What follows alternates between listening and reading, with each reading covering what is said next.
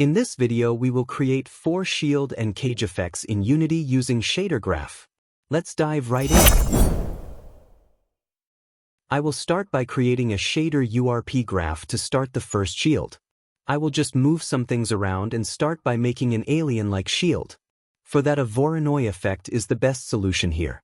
I want its effect to be more noticeable, so I will make a power node so its intensity will be better, and of course we can change it later. I will multiply it with a color. This color will be in HDR mode. For now I chose red.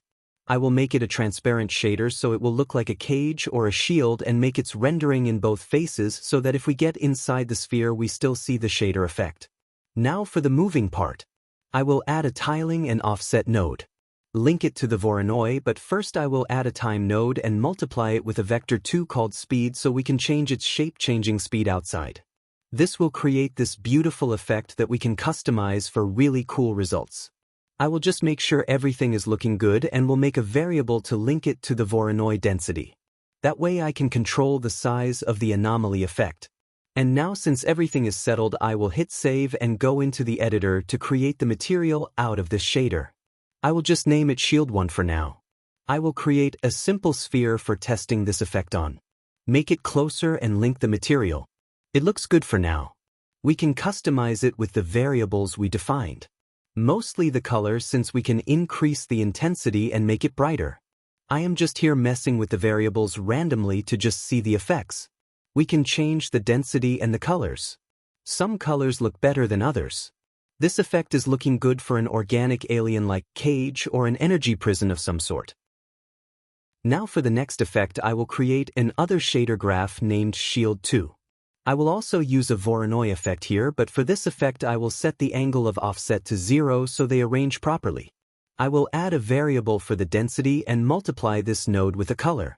Don't forget to make the color HDR as it makes us able to make it glow, link it to the base color, and make it transparent and rendered for both sides. It looks fine for now. I'll leave a small space so I can add a power node. This will make the shield effect more sharp around the edges. You can adjust it how you like, and you can add a variable to link it with it.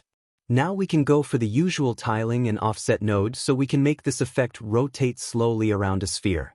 I will add a time node and multiply it with the vector 2 named speed that I can adjust either X or Y speed. Link it to the UV of the Voronoi and we got a moving shield. The speed is a lot, but it's fine. We can adjust the speed to around 0.2 and it will look better. Save and go to the editor to make a new material for testing. I will use a sphere again, so duplicate the initial sphere and link the new material to it. Now we can adjust however we want. The color, the density, and so on until we found a good-looking cage or a good-looking shield. Now I am just messing around with the variables. I found out that making the Y speed faster than the X speed gives a nice-looking cybernetic cage effect. Making the density a big value like 20 or 30 make the shield look bad to the eye here in this small sphere. And making it too low like 5 just doesn't look even like a shield or a cage, so a middle of 15 is good enough. Now for some sharp-looking shields. As before, make a new shader graph, name it Shield 3 and start the fun. I won't use Voronoi this time.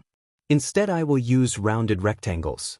These guys, if you subtract them together while having different sizes, you'll get a border effect. Just like this one. I'll add my trusty tiling and offset node. But now I will add a fraction node so I can divide the UV into multiple segments. Mimicking a tile effect. Link it to the UV of the rectangles and voila. And again the time node with the speed vector 2 so we can adjust it moving pattern like with the previous shields. Now I am just making sure I have everything customizable like the roundness of the rectangles. I'll link a variable to them so we can adjust it. But too much roundness make them circles and we don't want that, so a value of like 0.9 something is fine. I'll link also a variable to the size of the second rectangle so I can adjust it outside. I'll add also a variable for the tiling to make the shield more crowded. And finally add the colors. Multiply it with the nodes. Make it transparent. And rendered both ways, etc. Here in the main preview it looks fine. So I'll hit save and on we go. I'll make a new material and duplicate the sphere as before so I can compare the shield's effects, all of them at once. I forgot to make the color HDR, but it's fine. We can compare the two types of colors that way. The shields have inconsistent response to when I change the speed of them. Some go faster than the others, so I must adjust accordingly. This effect looks great for a cyber effect, a respawn anchor, or some other electronic stuff. It is also looking more clean and sharp than the others. Now for the last effect and the most clean out of them all. Make a new shader, name it Shield 4. Now I'll use a normal rectangle and do the same as I did with the rounded rectangle. Subtract 2 of them to make a border. Add the tiling and offset node and link it to a fraction to divide the cells. Link it to the UV. Multiply the node with a color, but here I'll use HDR mode. Transparency and both side render again are crucial, so don't forget them. Make a variable for the tiling to adjust in the editor. Again, add a time node with a speed vector 2 to adjust its movement. And after that I'll adjust here the speed so I can see it before saving. In the main preview it looks good enough to start testing. But before that I will also add a variable so I can adjust each side of the rectangle. This can be done with the rounded rectangle, but it won't look pretty. Here it's fine and it gives us more customizability. I'm just checking here if everything worth customizing outside is linked to a variable. Hit save. Make a new material as always and put it in the material folder after naming it correctly.